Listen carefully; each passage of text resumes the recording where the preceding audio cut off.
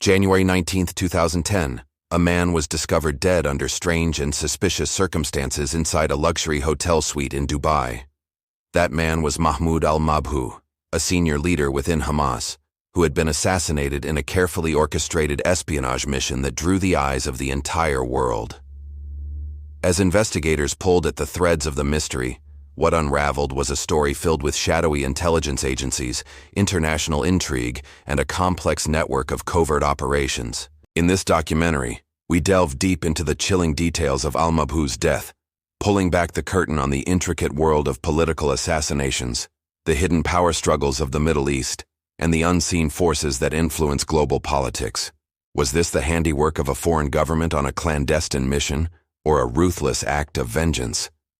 The truth may well be more tangled than anyone could have initially imagined.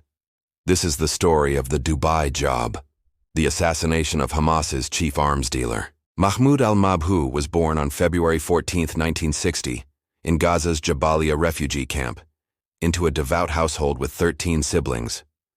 Religion was introduced to him from an early age through a family acquaintance who lectured on faith, Islamic jurisprudence, jihad, patience, and similar religious topics.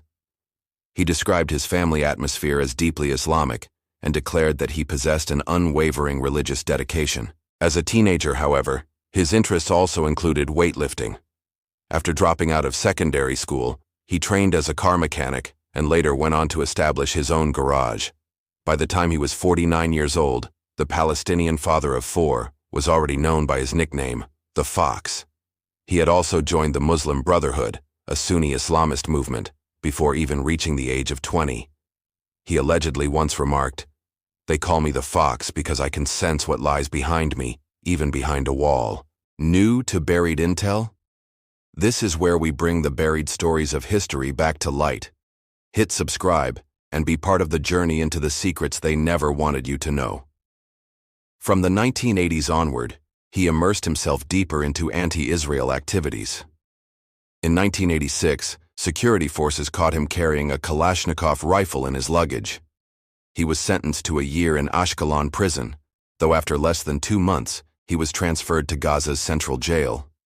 In a later interview, he claimed to have endured weeks of torture at Ashkelon, though this was never independently verified. A year later, during the First Intifada, some Muslim Brotherhood members went on to form Hamas, a Palestinian nationalist Sunni Islamist group.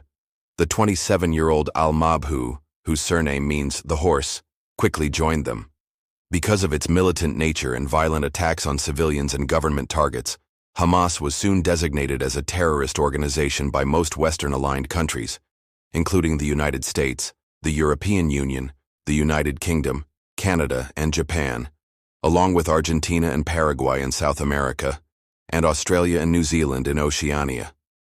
The armed conflict between Israel and Hamas has continued without pause to this very day.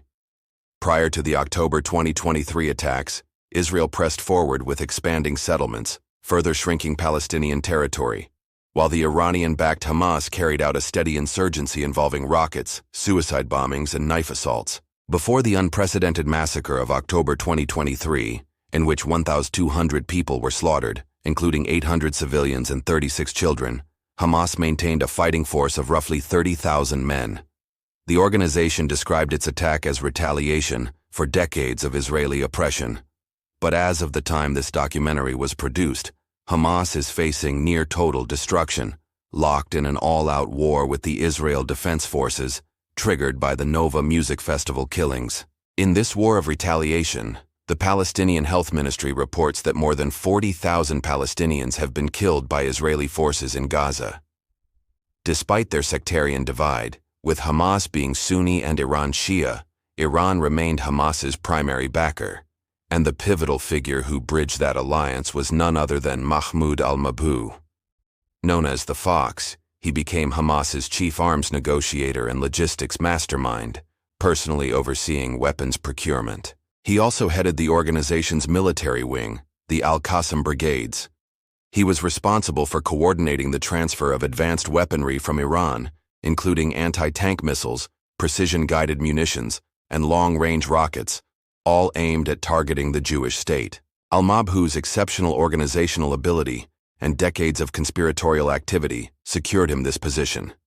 In his youth, he had even participated in sabotaging Palestinian cafes where gambling occurred. By 1989, however, he rose to the top of Israel's most wanted list after orchestrating the abduction and killing of 2 Israeli soldiers, Sergeant Avi Sasportas and Corporal Ilan Sadon. In a 2009 interview with Al Jazeera, al-Mabhouh admitted to these killings. During the interview, his face was covered, but his voice was unmistakable. He recalled that on February 16, 1989, he personally participated in the execution alongside Hamas's Unit 101, their elite squad tasked with abducting Israeli soldiers. It is important to note that the Israeli Defense Forces had their own Unit 101, which was formed in 1953 by Ariel Sharon under orders from Prime Minister David Ben-Gurion. That Israeli commando force was armed with non-standard weapons and carried out cross-border retaliatory raids. In 1989, al-Mabhouh and fellow fighter Abu Suhaib disguised themselves as ultra-Orthodox Jews and patrolled hitchhiking spots. They spotted a car drop off passengers at the Hiria roundabout, one of whom was 21-year-old Avi Sasportas, an IDF medic on his way home to Ashdod. They offered him a lift in their vehicle. Once he was seated in the back, surrounded by boxes, al-Mabhouh signaled Abu Suhaib to strike. The soldier was shot 3 times before being taken to a pre-dug burial site.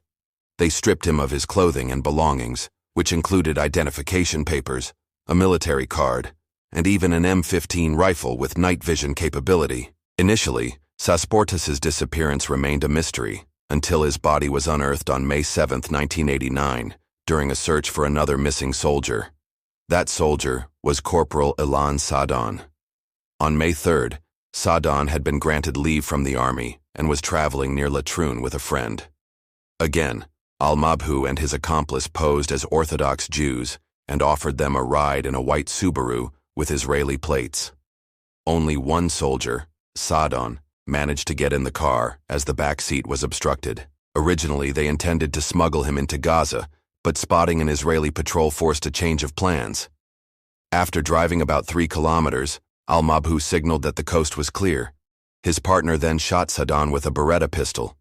The killers posed for photos with the slain soldier before dumping his body in a roadside ditch near Palmachim. The IDF launched a sweeping investigation, arresting 650 Hamas members, but al-Mabhouh evaded capture. He slipped across the Rafah crossing into Egypt, while his home in Gaza was demolished. Cairo considered extraditing him to Israel, but fearing unrest from the Muslim Brotherhood, deported him instead to Libya. From there, he established a Hamas base in Lebanon, orchestrated weapons smuggling into the West Bank, and plotted attacks on Israeli tourists. Eventually expelled from Lebanon, he relocated to Damascus, where he cultivated direct ties with Iran's Revolutionary Guards. He later spent time in Dubai. According to Hamas, he also endured nearly a year in an Egyptian prison in 2003, though details remain vague. Multiple assassination attempts followed. In September 2004, senior Hamas figure Izz el-Din Shuhail Khalil was killed when his Pajero SUV exploded, and another bomb was discovered affixed to al-Mabhouh's car. In late 2009, just months before his death, he was poisoned with radioactive material in Beirut and remained unconscious for 36 hours. It is believed the toxin had been smeared on light switches and fixtures inside his hotel room.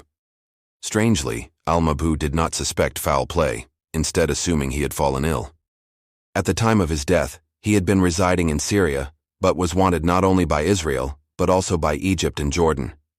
He was considered a high-value target because of his pivotal role in strengthening Hamas's ties with Iran's Quds Force. Given his background and the complexities of Middle Eastern geopolitics, al-Mabhouh represented a severe danger to Israeli national security, particularly for his leadership in the smuggling of arms into Gaza. Their usual supply route involved the Red Sea, moving along the Sudanese and Egyptian coastlines, through the Sinai Peninsula, and finally into Gaza via a labyrinth of underground tunnels. Rifles, explosives, and various other devices. These shipments also included missiles, and every single one of them was destined, without exception, to take Israeli lives. It was also believed that he played an active role in the planning of numerous suicide bombings. In February 2009, he came terrifyingly close to death when a drone targeted a convoy he was traveling with in Sudan, after Israeli intelligence discovered that the trucks were almost certainly carrying Iranian Fajr rockets. Some reports even suggested that his own family remained unaware of the full extent of his influence and stature within the Palestinian movement, believing only that he supported the resistance against Israel. Yet his brother Fick later revealed that al-Mabhouh had in fact been one of the very first fighters to launch armed resistance against the Jewish state, and moreover, that he had been among the original founders of the Al-Qassam brigades in 1989. The earliest victims of Hamas's bloody war against Israel were Avi Sasportas and Ilan Saadan, and from that time onward, Mahmoud al-Mabhouh grew progressively more dangerous to Israel's national security. With this escalating threat, the Fox became a prime target for Mossad, Israel's elite secret service, a force widely considered to be one of, if not the very best, intelligence agencies in the entire world. One of my former superiors once remarked, "There are 3 intelligence organizations on this planet from whom nobody can successfully hide: the Americans, the Russians, and the Israelis." His statement was almost certainly correct. In the latter half of the 20th century, Mossad established itself as the most lethal, efficient, and ruthless organization dedicated to safeguarding national security, defending national interests, and avenging attacks on its citizens. And this background leads us directly to the day when Mahmoud al-Mabhouh boarded a flight from Damascus to Dubai. As the Hamas chief logistics officer, he was already under the watchful eye of a full hit squad, the very best operatives Mossad could deploy.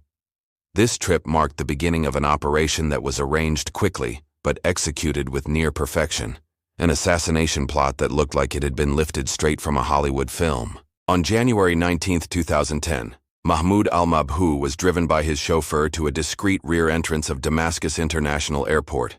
He spent some time in the VIP lounge before boarding Emirates flight EK912 at 10:05 a.m., bound for Dubai, intended only as a short transit stop. The local police chief, Lieutenant General Dahi Khalfan Tamim, later disclosed that his onward ticket listed China and then Sudan, or possibly the reverse order.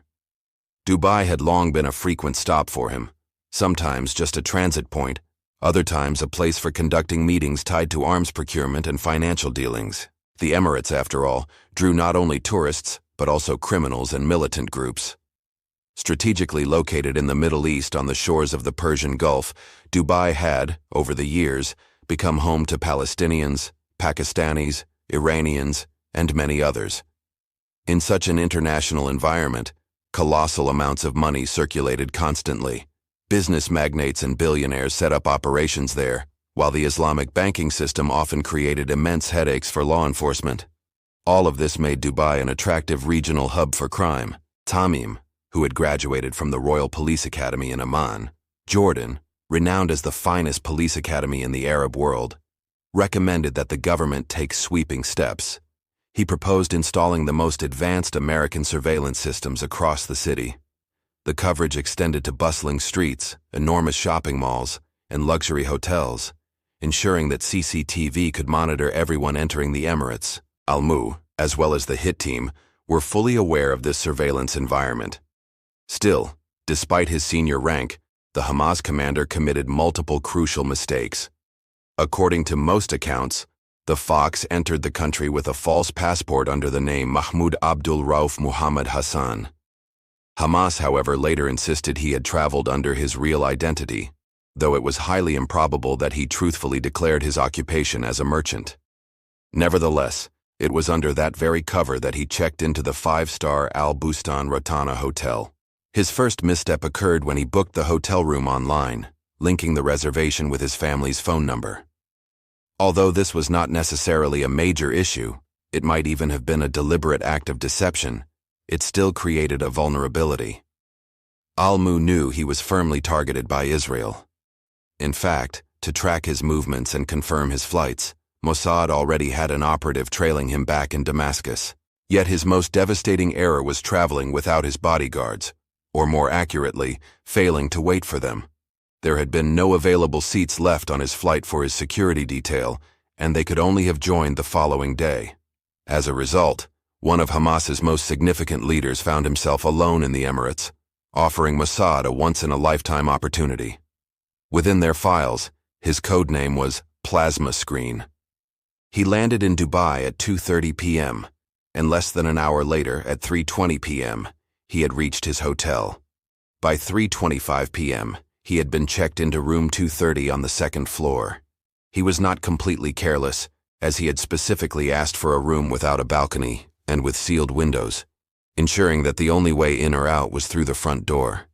Before heading upstairs, he deposited both a stash of cash and a bag of documents into the hotel safe. But at that very moment, more and more members of the assassination team were already filtering into Dubai. Some had landed earlier at the airport and scattered throughout the city to await orders, while others were on their way from various European locations.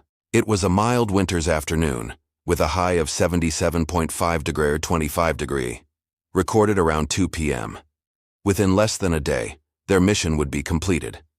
In the aftermath, Dubai police would compile an astonishing 648 hours of CCTV footage, documenting the movements of 27 suspects.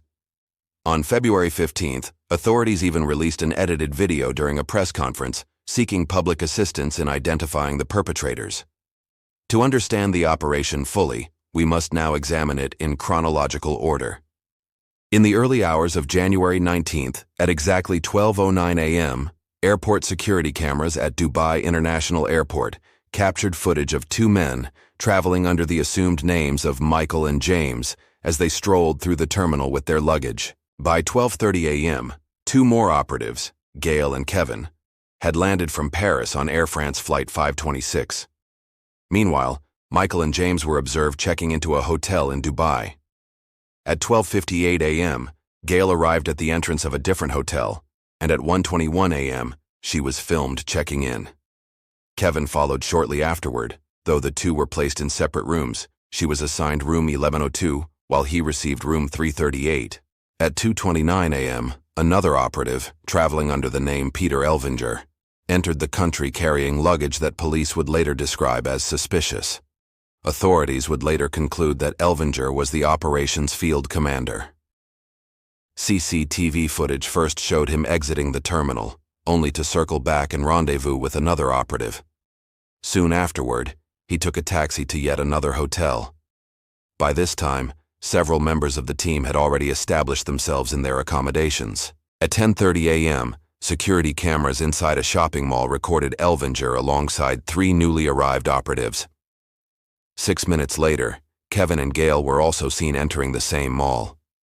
Less than an hour afterward, at 11:30 a.m., Gail walked out alone.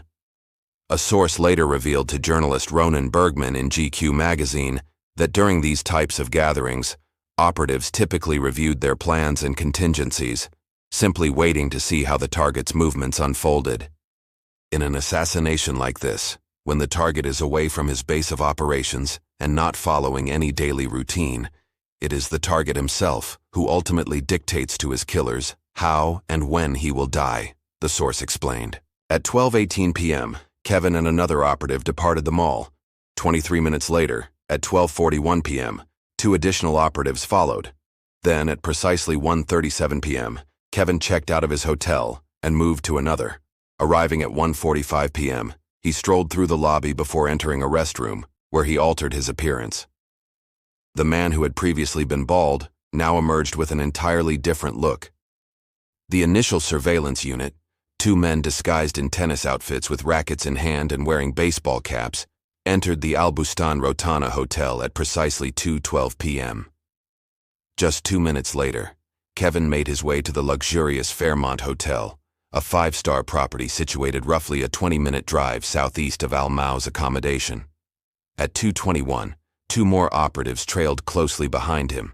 Up until that stage, it was evident that the participants shifted between locations frequently, yet they never moved all together at once. By 2:30, another operative visited an unidentified Dubai hotel that al-Mabhouh often stayed in, checking to see if he had booked a room there.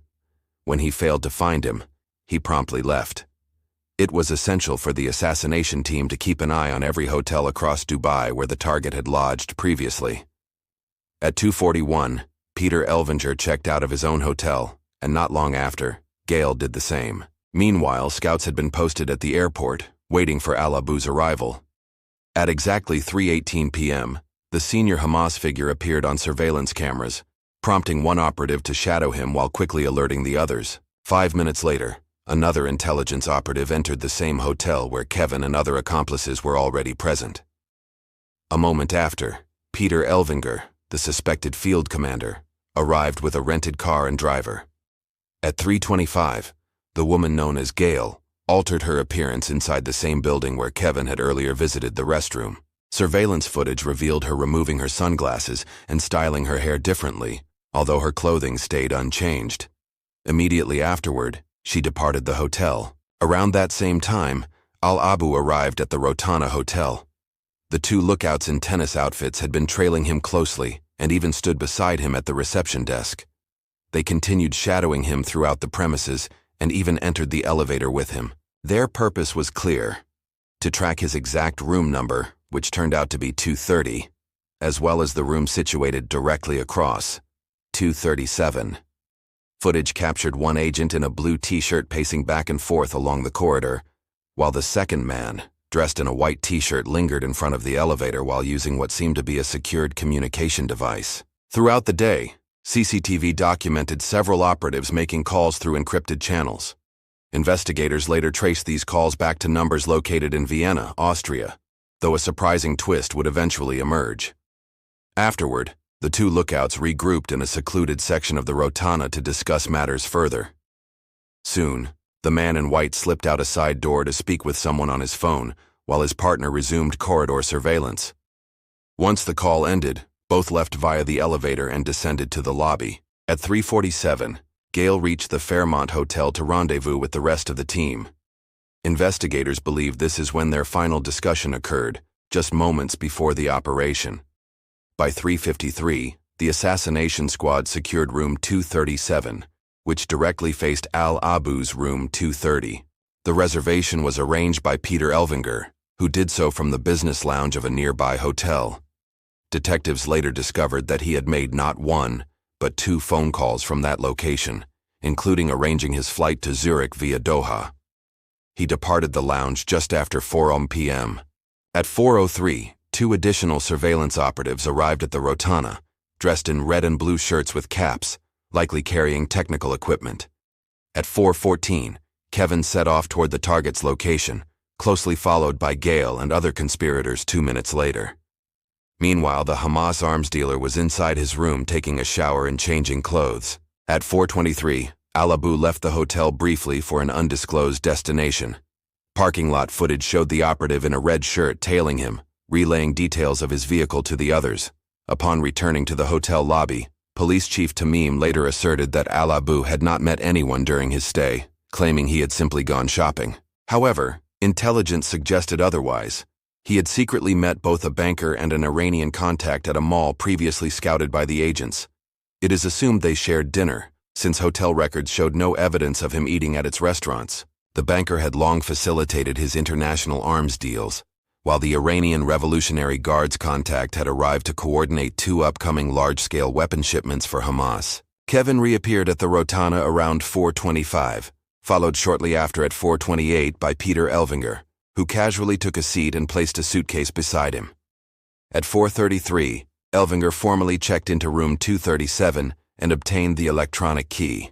He then returned to Kevin, handed him the key, left the suitcase behind, and departed the scene. By 4:40, Elvinger was en route to the airport, later boarding a 7:30 p.m. flight out of the country. From that point onward, Kevin and Gail assumed full command. At 4:44, Kevin went up to room 237, followed at 5:06 by Gail. Roughly half an hour later, another man, apparently disguised with a wig, joined them inside. At 6:21, Gail exited the hotel carrying several bags, which she passed on to other operatives waiting in the parking lot before returning to the room. By 6:32, the first 2 members of the actual 4-man kill squad entered the Rotana. One wore a white cap and dark green shirt, the other a blue shirt. They ascended to the second floor by elevator, and just 2 minutes later, 2 additional men followed, one sporting a dark baseball cap and a gray shirt while the other wore a red cap paired with a dark blue sweatshirt. They were holding a black backpack along with a black and white bag. By this point, inside room 237 were Kevin, Gail, the 4 designated executioners, and 1 additional suspect. At 6:41, a middle-aged man and a woman entered the hotel, stepping in to replace the lookouts who had been observing the lobby. Their faces were likely heavily concealed with masks, and they wore oversized hats. Cameras also captured them speaking with someone on the phone. The red-capped and blue sweatshirt lookouts departed the Rotana at 6:42, while their white and blue-clothed replacements, who had tailed al-Mabhouh up to his room, withdrew at 6:43. The operation was already in progress. Kevin and Gail maintained constant surveillance over the second floor, with CCTV recording the man making a phone call. They waited until 8:00 p.m., when the 4-man hit squad attempted to access the target's room. However, the plan was nearly exposed when a hotel guest exited the elevator, but Kevin swiftly intercepted, engaging the man in conversation as the team either stepped back or managed to slip inside. The Rotana's security system even logged a failed reprogramming attempt on al-Mabhouh's door precisely at 8:00 p.m. They had tried using an unregistered electronic key, making sure not to disable the Palestinian operative's own key in the process. The Fox returned to his room at 8:24 p.m., and even passed by Gail, who was strolling down the opposite side of the corridor, smiling as she spoke on the phone near the elevator. The precise method by which the 4 assassins entered the room remains uncertain. One theory is that they hacked the lock, since the system had detected tampering. Another possibility, raised by investigators, was that Kevin and Gail posed as hotel employees and simply knocked for access. No definitive answer exists, as no camera directly faced the door. There were no visible signs of forced entry, yet given the professional precision of their departure, it is 99% probable that lock hacking occurred. Moreover, the Vingcard electronic lock in question can be reprogrammed directly at the hotel room door. Hamas later insisted that the assassins were already waiting for him inside. This implies the hit squad, unaware of which hotel al-Mabhouh would ultimately book, required their lock specialist to rehearse cracking every lock type used in Dubai's major hotels. One might ask, if they had occupied the room opposite by 5:45 p.m., why wait hours before entering al-Mabhouh's? The answer lies in minimizing risk, avoiding encounters like accidentally running into a cleaning staff. Their timing proved correct, since the door's security record showed laundry was collected just after 7:00 p.m. Furthermore, having tracked the arms smuggler continuously, they knew precisely when to strike. At 8:24, Mahmoud al-Mabhouh arrived back at the Al Bustan Rotana Hotel and went directly to the second floor, walking past Kevin near the elevator and Gail in the corridor. He had no cause for suspicion. His key functioned normally, and the door bore no signs of tampering. What transpired once he and the squad were inside is still unknown. But while the killing unfolded, Kevin and Gail paced the hallways, surveilling anyone who passed. At 8:46 p.m., the assassins began departing the hotel, signaling the mission's completion. They did not leave as one unit. The first 2 carried the large black and white bag believed to hold the murder instruments, with one assassin even leaving behind a rubber glove. All 4 rode the elevator together, but exited the premises separately. At 8:47 p.m., Gail and one associate, still on the phone with someone, walked out. Kevin followed at 8:51, and the male and female lookouts stationed in the lobby departed at 8:52. The squad left Dubai in pairs, catching taxis toward the airport. Neither the hotel staff nor Dubai police realized they had just witnessed one of the most infamous espionage operations of the 21st century. At shortly before 9 p.m., his wife tried to call al-Mabhouh, but the line went unanswered. The Hamas chief logistics officer, responsible for organizing assassinations, kidnappings, suicide missions, and global weapons trafficking for decades, Israel's most hunted man, was already lying dead in his hotel room. Within 12 hours, the hit squad had dispersed across various countries. At 10:30, airport cameras captured Kevin and Gail again, though their appearances had subtly shifted. This time they used Irish passports under the names Kevin Davin and Gail Folliard, both boarding flights to Paris. 4 hours after the killing, a man identified as Evan Dennings departed for Zurich, while Michael Lawrence flew to Frankfurt using British papers 10 hours later, joined by James Leonard 12 hours afterward. Others, such as Melvin Adam Milner and Stephen Daniel Hodds, also carrying British passports, flew to South Africa after 10 p.m. One Michael Bodenheimer held German documents and slipped out to Hong Kong after 11 p.m., as did Jonathan Lewis Graham and Paul John Keeley, both traveling under British identities. These were initially the only suspects Dubai police identified. The next afternoon, at about 1:30 p.m. on January 20th, roughly 17 hours after the killing, a hotel maid discovered al-Mabhouh's body. His failure to check out on schedule raised concern. The entire operation had been carefully staged to resemble a natural death. The door was even chained and locked from within, leaving authorities puzzled. His body lay on the bed, with a medicine bottle placed on the nightstand to suggest an overdose. Early investigations leaned toward sudden hypertension triggering brain failure. Only later autopsies revealed the truth. Dr. Fazzy Bowman performed part of the examination, and after 10 days, investigators determined it was an assassination disguised as natural death during sleep. The coroner reported that al-Mabhouh was immobilized first with a rapid-acting muscle relaxant, succinylmethonium chloride, injected into his right hip. This anesthetic agent induces short-term paralysis within a minute. Crucially, it does not immediately affect consciousness, leaving victims aware of their surroundings, though higher doses can shut down respiratory function, leading to death. Traces of the substance remain detectable long after death, so the team must have known this. Their disguises and alibis were meant only to buy time. Reports indicate they also used a stun gun, aiming to simulate a fatal heart attack. Burn marks were later found on his chest, behind his ear, and on his inner thigh. Ultimately, the murder was likely completed with suffocation. A pillow stained with his blood was found. Evidence showed he bled from the nose before dying. Broken bed slats beneath the mattress and damage to the headboard indicated a struggle. Dubai forensic expert Dr. S. Hamir confirmed mild bruising on his nose, neck, and head. The official death certificate cited brain hemorrhage from electrocution, likely caused by a powerful electric shock to the head. The entire act, execution, cleanup, staging, and exit, was executed in only 20 minutes.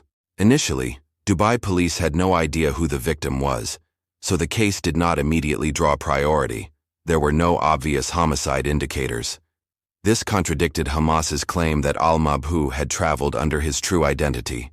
Hamas spokesman Tal Nasser clarified he held 5 passports, 1 authentic and 4 aliases. On this trip he used his real name, as he had many times before, without issue. If that is accurate, the authorities should have known of his presence, and following his death, they would have been informed that a senior Hamas commander, central to anti-Israeli operations, had been found dead in the UAE. Nevertheless, when al-Mabhouh failed to report back to Hamas headquarters in Damascus, suspicions began to rise. The organization grew uneasy and decided to send one of its men to the morgue in Dubai to search for him and, if necessary, officially identify his body. A full week went by before the Hamas leadership finally disclosed the true identity of the deceased to Dubai's police chief Tamim, who became furious at the revelation. Outraged, he accused them of dragging their violent conflict into the Emirates. "Take yourselves, along with your bank accounts, your weapons, and your forged passports, and get out of my country," he shouted. According to some reports, his own office on the 6th floor was located only minutes away from where the Alban had stayed, meaning that everything had essentially unfolded right in front of him. He was also infuriated because Hamas had never warned him in advance that one of their most wanted men was about to enter Dubai, the so-called City of Gold. After painstakingly analyzing hundreds of hours of CCTV footage, Dubai police determined that no fewer than 11 individuals were directly present in the operation on the ground. However, with additional helpers both inside other parts of Dubai and outside the country, the total number of conspirators could have reached at least 27. Narrowing the suspect list proved to be relatively straightforward, since investigators successfully traced who had been calling Austrian phone numbers that day, and because the agents had used unusual debit cards, a detail I'll elaborate on shortly. It turned out that the commando members had flown in from Rome, Paris, Zurich, and Frankfurt. The first arrivals had landed at Dubai International Airport on the morning of January 18, 2010, at exactly 6:45 a.m., before scattering across the city to await further instructions. French intelligence sources later revealed that the group had rented a room in Paris's Bercy district, in a hotel situated close to the Ministry of Finance. There they had set up a makeshift command center, outfitted with computers, secure telephones, and a range of advanced technical equipment. This discovery was significant because for a long time, the intercepted phone calls had led authorities to believe the command center was actually in Austria. In reality, Austria may have only served as a deliberate diversion. Years later, in 2018, a French intelligence officer told Le Monde that France's hands were tied since the country depended heavily on Israel in various sensitive matters. He described Paris as the Mossad's playground. While France considered China and Russia adversaries, he cautioned that the Israelis and Americans were equally aggressive in their espionage activities. France's ability to respond was limited, he said, because Israel routinely played the diplomatic card, rushing to lodge complaints with the offices of the French Prime Minister and President. The Mossad and other agencies, including the CIA, had long chosen Paris as a hub for their operations, primarily because African leaders frequently visited the city and because it hosted countless international conferences. Furthermore, Paris was home to large numbers of foreigners, and French intelligence devoted the bulk of its resources to fighting terrorism rather than counter-espionage. The official admitted that the hit squad had been communicating through encrypted channels from beginning to end, which left authorities blind to everything except the calls routed through Austria. Investigators came to believe that Austria merely hosted a private switchboard. This way, the agents never contacted each other directly. Instead, each call was sent to the Austrian hub first, then discreetly redirected to its intended recipient. Once it became clear that the killing was both deliberate and carefully premeditated, suspicion almost immediately turned toward Israel and the Mossad.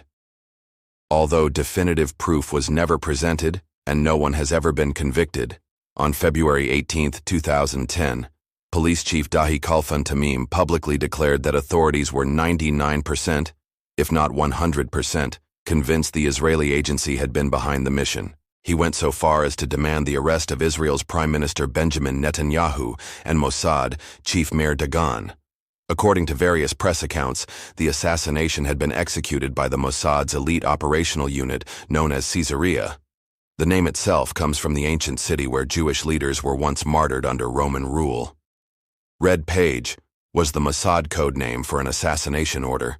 As Der Spiegel reported, each of these orders required joint authorization from both the Israeli Prime Minister and the Defense Minister. However, unlike a direct instruction, a red page was not a call for immediate action. Rather, it had no expiration date and would remain in effect until officially revoked.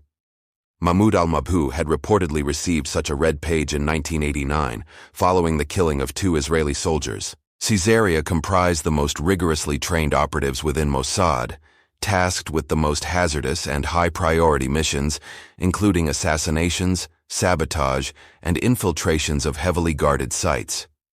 The unit was said to recruit primarily from Israel's elite military special forces. Its members worked in such strict isolation from the rest of Mossad that they rarely interacted with agents from other divisions and generally avoided the organization's main headquarters in northern Tel Aviv altogether. Their training took place in top-secret facilities, to which only their spouses were granted limited access. The operatives' real names were never to be disclosed or used, not even in private conversations. It was widely believed that al-Mabhouh's earlier poisoning attempt 2 months before had also been the work of Caesarea. Although he recovered, he never realized that his 36 hours of unconsciousness had been the result of an attempted assassination. The second time, however, nothing was left to chance.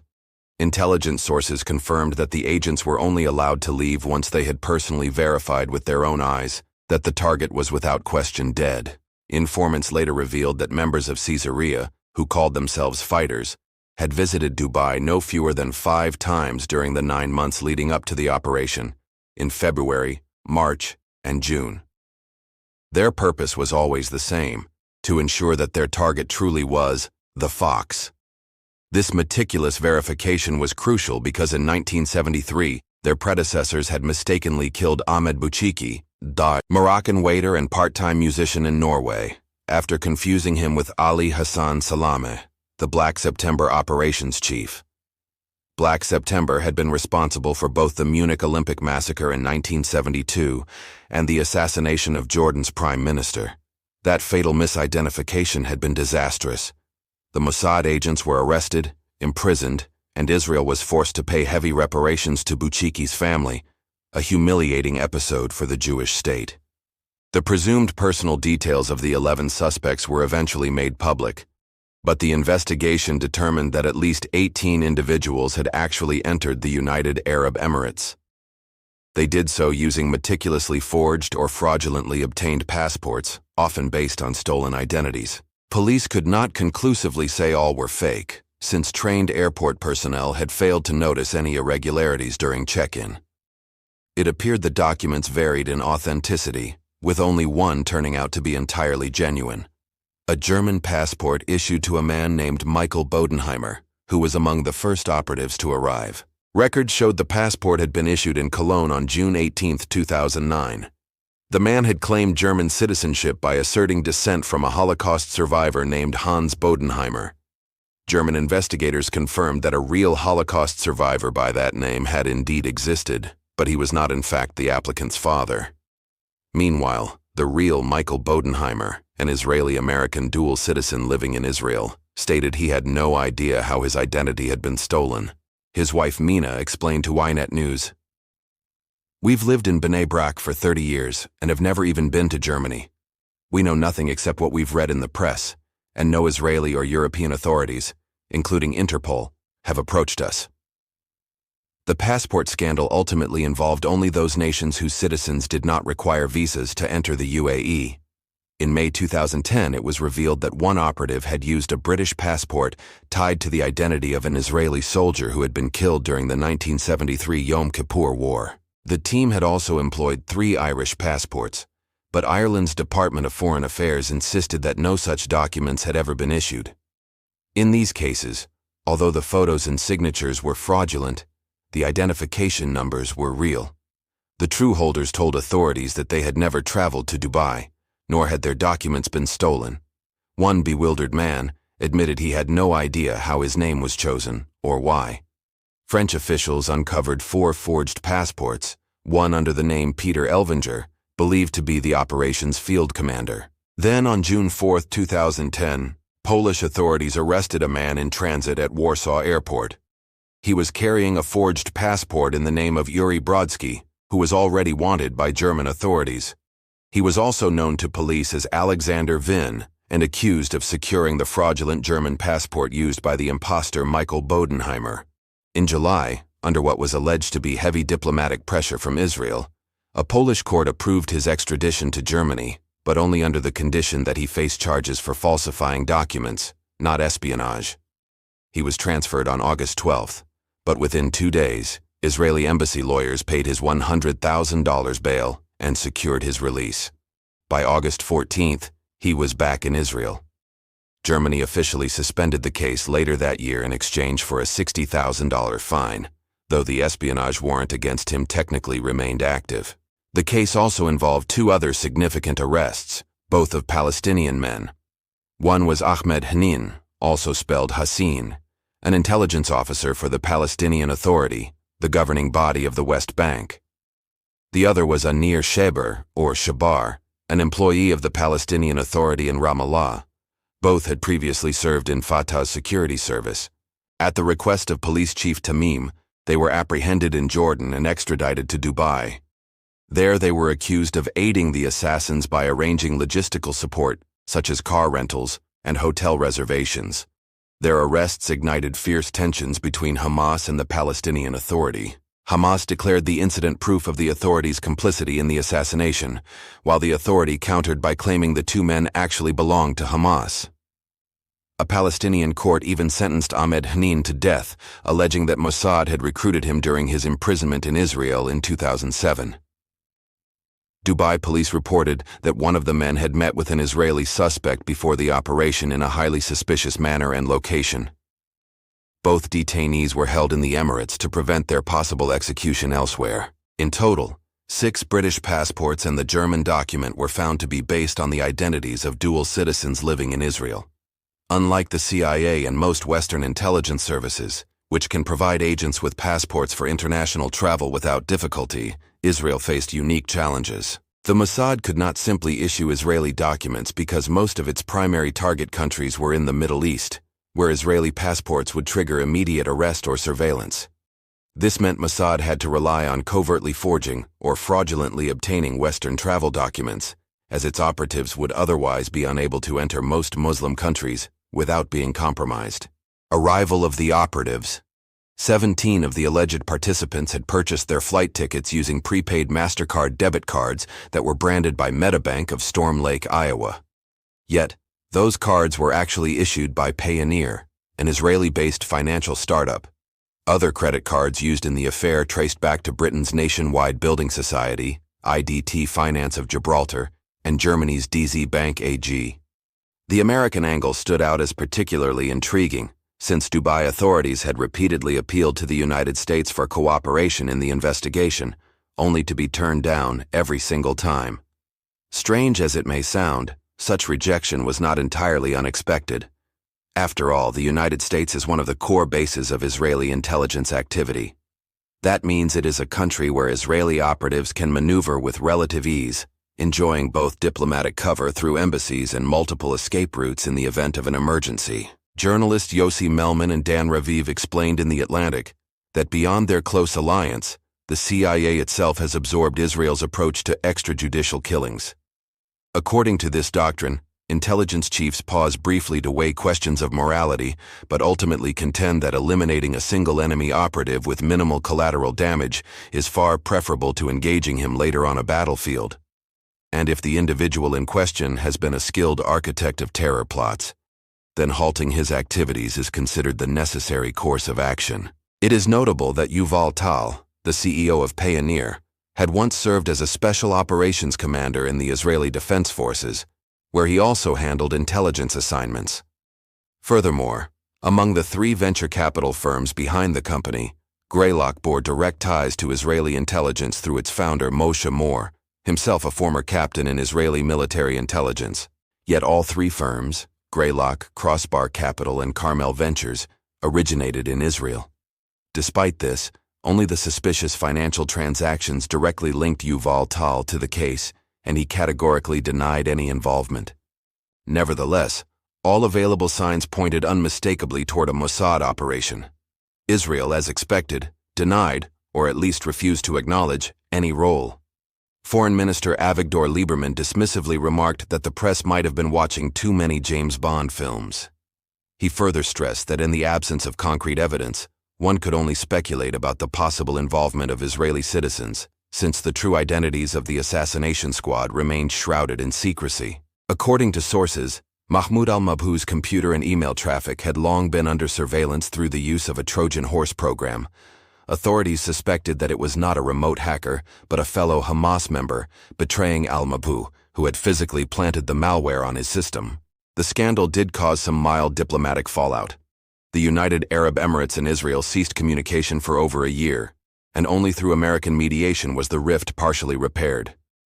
In one significant consequence, following Operation Plasma Screen, Abu Dhabi, the capital of the UAE, signed a $9 million contract with US-based i6 Technologies to expand its citywide surveillance camera network and bring it closer in scope to Dubai's. Britain reacted by expelling a senior Israeli diplomat, believed to have acted as Mossad's local coordinator. Condemnations followed worldwide, yet those familiar with intelligence matters recognize such gestures as largely symbolic. Expelling embassy personnel is a way to signal disapproval, with the seniority of the expelled official indicating the gravity of the protest. The absence of harsher political measures stemmed from 2 facts. First, that the available evidence was inconclusive, and second, that the slain figure was a leader of a group officially labeled as terrorist. Beyond that, Israel remained indispensable to many nations as a trade partner, a hub of innovation, a supplier of arms, and a source of financial investment. Its international clout was a force others could not ignore. Still, Britain and France voiced the strongest protests, primarily over the misuse of European Union passports, which they viewed as a deliberate provocation. The British and Israelis already had history in this area. In 1986, an Israeli intelligence officer accidentally abandoned a bag stuffed with British passports in a West German phone booth. That debacle enraged London to the point of severing all contact with Mossad until the mid-1990s. France, meanwhile, was particularly worried that Hamas might interpret the forged French passports as evidence of French involvement in the assassination, which could have sparked major tensions within France's sizable Muslim population. The gravest damage, however, was done to Mossad's relations with Western intelligence services, many of which felt Israel had shown disregard even toward its allies. The affair escalated to such a level that the head of Mossad's elite Caesarea unit, once seen as a possible successor to Director Meir Dagan, offered his resignation in June 2010. It was not accepted, signaling that his superior was assuming full responsibility for the debacle. Reports suggested that France sent 2 agents to personally meet the Mossad chief and voice their disapproval, sending a clear message that the line had been crossed intolerably. A senior French police investigations official remarked that while Israel neither confirmed nor denied its role, years later French intelligence leaders stated that Mossad had been forced to pay a price by disclosing sensitive information. Whether anything concrete came of that claim remains unknown, but eventually the alliance was restored over time. Naturally, one wonders what happens to operatives after carrying out such missions. If indeed they were intelligence officers, they most likely returned immediately to their home countries, where they would be reassigned to desk duty for a period. Since Dubai police only concluded after 10 days that the Hamas commander's death was a deliberate assassination, the team members had ample time to depart the Emirates without hindrance. In the meantime, they had probably altered their appearances, established credible cover identities, and then, as highly trained professionals, many of them may have eventually been redeployed in new field operations elsewhere in the world. Even so, Interpol added the photographs of 11 suspects to its most wanted list, and Dubai police revealed that airport staff had conducted retinal scans on the same 11 individuals upon their entry. Investigators also discovered the DNA of 4 operatives and fingerprints belonging to several others. Then came a mysterious twist in December 2010. An Australian-Israeli dual national and alleged Mossad operative named Ben Zigier was found dead in his cell inside Israel's most secure prison, the Ayalon facility. His case was so secretive that guards knew him only as Prisoner X, never being told his true identity. Shockingly, he was discovered lifeless in a supposedly suicide-proof cell, just 2 days after conferring with prominent Israeli defense attorney Avigdor Feldman. During that meeting, Feldman said, Zigier spoke candidly of the grave charges against him, the near certainty of a long prison term, and the likelihood of being ostracized by his family. The lawyer later recalled that Zigier had appeared composed and focused in their conversation, though beneath the surface he clearly carried heavy emotional turmoil. Conversation with his wife prior to their meeting, however, Prisoner X was not placed under suicide watch. This meant that instead of being monitored every few minutes, he was only checked in intervals of around 20 minutes. Unverified reports later suggested that he had been involved in the mission against Mahmoud al-Mabhouh, but soon after Zigier betrayed the agency and handed intelligence over to the Dubai police. To a certain degree, the agent may have succeeded, since it was reportedly he who exposed the names of the assassination squad in exchange for protection. Following that, authorities transferred him into a secure facility, but somehow the Mossad managed to abduct him, bring him back, and isolate him inside a special wing of one of Israel's most notorious prisons, specifically the dreaded Unit 15 at Ayalon. The man was said to have participated in multiple secret operations, with the al-Mabhouh assassination being the final one.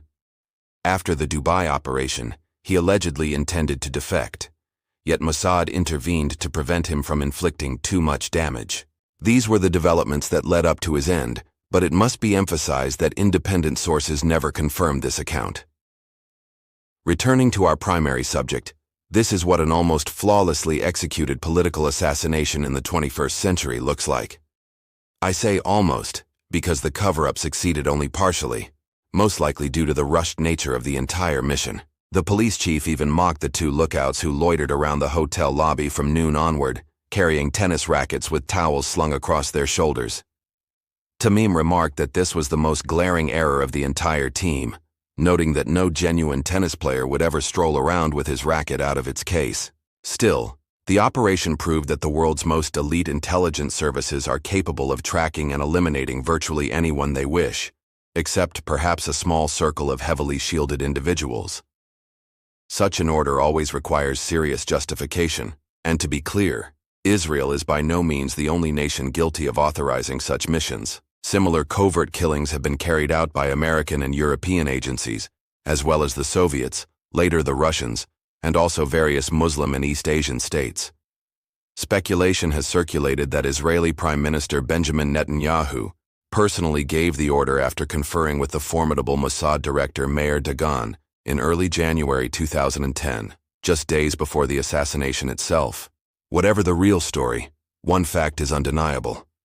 Across the globe there exist organizations, specialized units, and individuals sanctioned by their governments to kill, and they would only ever face consequences if they were apprehended. Abroad, Meir Dagan, born Mir Huberman in 1945 within the Soviet Union, was conscripted into the Israeli military in 1963. He later fought in the Six-Day War, the Yom Kippur War, and the 1982 Lebanon War. Rising to the rank of Major General in the IDF, he eventually served as National Security Advisor to Prime Minister Ariel Sharon, who in 2002 appointed him as Director General of the Mossad. Prior to his arrival, the agency had become weakened and demoralized, especially after the disastrous humiliation of 1997. That year, Israel's spy service attempted to assassinate Hamas political leader Khalid Mashal by spraying a lethal chemical agent into his ear while he walked through a street in Amman, Jordan. The operation collapsed, and 2 agents were even captured. They were only released in exchange for both the antidote and the freedom of Hamas founder and spiritual leader, Sheikh Ahmed Yassin. It was Dagan who managed to restore Mossad's former prestige. His principal targets became Iran's nuclear program and Iranian-backed groups like Hezbollah, Hamas, and Palestinian Islamic Jihad. With his leadership, the scale and tempo of covert missions increased dramatically. Nicknamed the King of Shadows, his reputation was surrounded by countless stories, most of which painted him in a harsh light. He was widely described as unyielding and merciless, executing his duties with cold precision.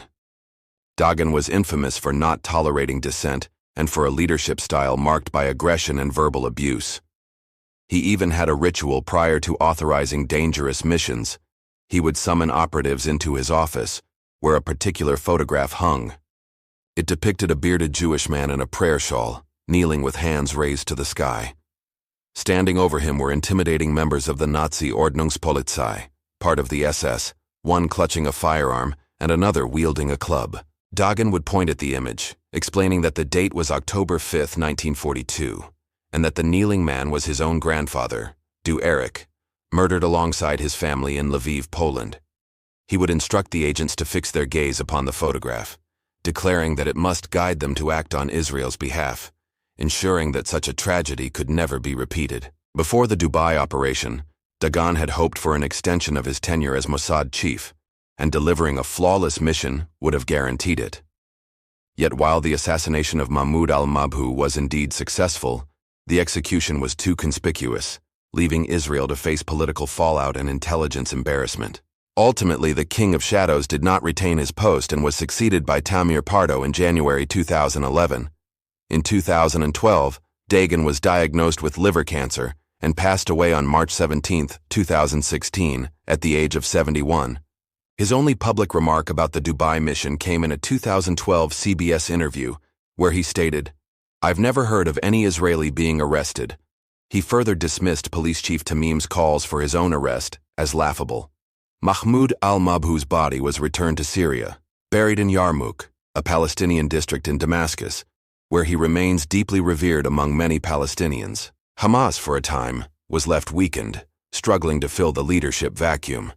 Eventually, al-Mabhouh was succeeded by Abdulaziz al-Khalidi, who assumed responsibility for laundering money funneled to Hamas from international Islamic organizations, Iran, and the group's political bureau in Damascus. He too was arrested in the United Arab Emirates in January 2011 under suspicion of laundering funds linked to Hamas and illegally investing them within Emirati territory.